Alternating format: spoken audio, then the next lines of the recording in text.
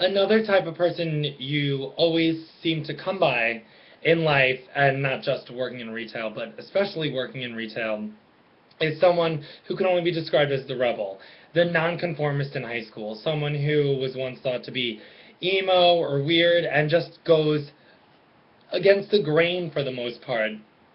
And I can tell you about one person I worked with at the shoe store who was kind of like a beast, not to sound so condescending and derogatory, but this girl didn't really have any class, didn't really have any manners, and she just wanted to stand out by not really being the nicest person.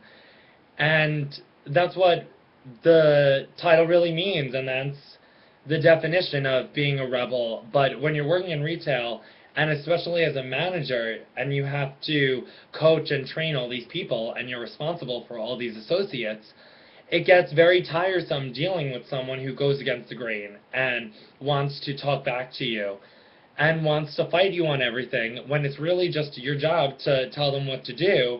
And when they stop you at every which way, it makes your job much more difficult. And this girl did this for a while. She eventually caved and came around and became a nicer person.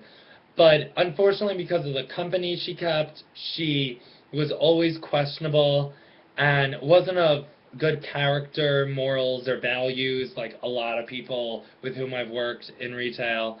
And rebellious is really the only word I have for her. She certainly wasn't basic, because she did not look like any sort of basic person. But she just wanted to be her own type of person, which was against what everyone else felt like was right and okay.